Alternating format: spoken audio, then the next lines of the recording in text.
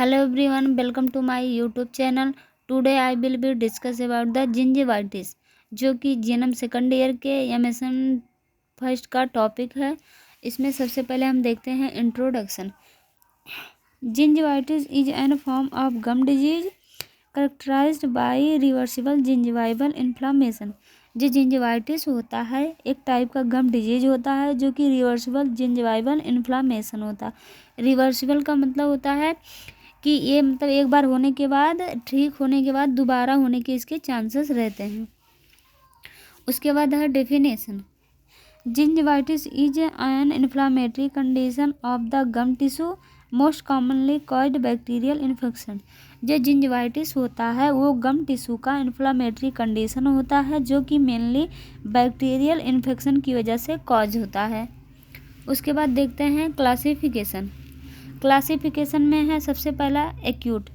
It is sudden onset and short duration and can be painful.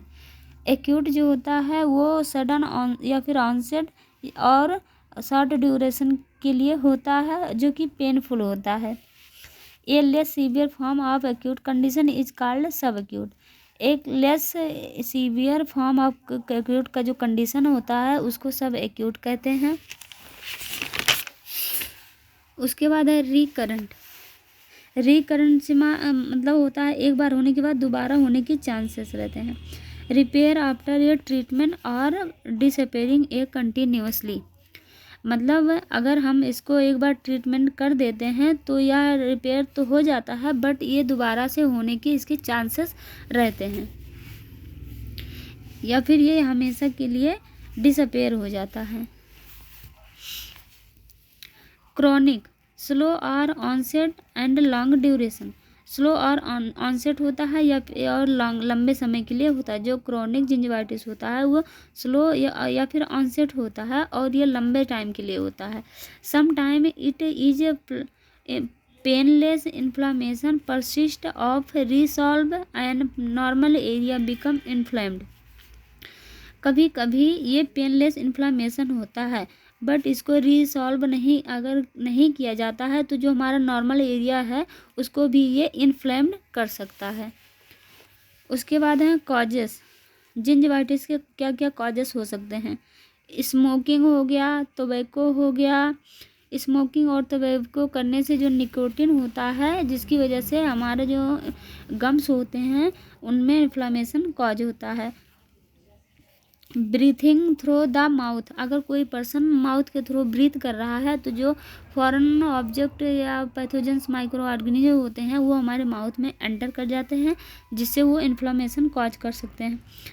Local trauma फिर या injury होने पर mouth में कोई भी इंजरी या फिर लोकल ट्रामा होने की वजह से भी इन्फ्लामेशन कॉज हो सकता है।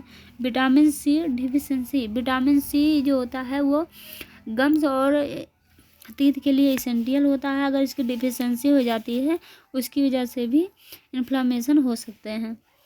Build up of bacterial infection on the teeth adjacent gum and space between the teeth. जो एडजेसेंट गम और टीथ के बीच में स्पेस होता है अगर उसमें कोई बैक्टीरियल इन्फेक्शन ग्रो कर जाता है जिसकी वजह से इन्फ्लामेशन होने के चांसेस रहते हैं। Releasing toxin that cause an inflammatory response. जो रिलीजिंग टॉक्सिन जो टॉक्सिन होते हैं जब वो रिलीज होते हैं जिसकी वजह से इन्फेक्शन होने के चांसेस रहते हैं। उसके बाद है साइन एंड सिम्टम। साइन और सिम्टम में ब्राइट रेड एंड पर्पल गम। जो हमारा गम रहता है जिंजिवाइटिस होने के बाद जो गम रहता है उसका जो कलर होता है ब्राइट रेड या फिर पर्पल कलर का हो जाता है। Bad breath. जो ब्रीथ होता है वो बैड होता है, इन्फ्लामेशन हो जाता है। माउथ में हमारे जिंजिवाइटिस होने से इन्फ्लामेशन हो सकता है। और डिफ़िकल्टी इन च्यूइंग एक्टिविटी। अगर हम कुछ भी मतलब खा रहे हैं या च्यूइंग कर रहे हैं तो उसमें हमें डिफ़िकल्टी होगी। Swelling in the gums. जो गम्स रहेंगे उसमें स्वेलिंग हो जाएगी। Fever and pain. जो पेशेंट रहेगा उसको फीवर और पेन होगा। उसके बाद है हिस्ट्री कलेक्शन। डायग्नोस्टिक टेस्ट में सबसे पहले हम हिस्ट्री कलेक्शन करेंगे फिजिकल एग्जामिनेशन करेंगे। उसके बाद मेजरिंग द गम, जो गम्स हैं उसको हम मेज़र करेंगे, उसमें जो इन्फ्लामेशन हुआ है या कौन सा इन्फेक्शन हुआ है, कौन सा बैक्टीरिया हुआ है, किस बैक्टीरिया के कारण हुआ है। टेकिंग एक्सरे, हम एक्सरे करेंगे, उसमें हम डेंटल एक्सरे करेंगे यह जानने के लिए जो इन्फ्लामेशन अगर हुआ है तो वो कितना हुआ है और कितना मतलब हुआ है, कहाँ तक हुआ है, बोन में हुआ है या फिर सिर्फ टिश्यू में ही हुआ है, इसको जानने के लिए हम डेंटल एक्सरे करेंगे। एग्जामिन सेंसिटिविटी, जो मतलब टीथ हैं उसकी सेंसिटिविटी को हम एग्जामिन करेंगे। उसके बाद है management. The type of treatment nurse में require depend on now advance the particular case. इस ट्रीटमेंट में include any of the following. इस केस में, इस पर्टिकुलर केस में ट्रीटमेंट करने के लिए जो नर्स होती है उसको एडवांस होना चाहिए और उसे जो भी ट्रीटमेंट रिक्वायर है उसको करनी चाहिए। उसमें हम स्केलिंग करते हैं। स्केलिंग जो होता है एक प्रोसीजर होता है जिसको हम करते हैं। It is removing the calculus deposit from the teeth. Calculus deposit जो होता है टीथ के ऊपर एक ऐसे परत सी जम जाती है जिसको मतलब पथरी के जैसे से जमाव हो जाता है, जिसको हम रिमूव करने के लिए स्केलिंग करते हैं, जो कि एक प्रोसीजर होता है। Root planing, it is the smoothing of the root surface so that the gum tissue can attach to the teeth.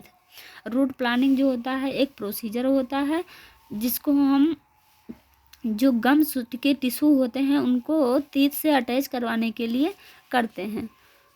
उसके बाद है क्यूरेटेज जो होता है it is the removal of the soft tissue the periodontal area. This help the gum tissue to heal.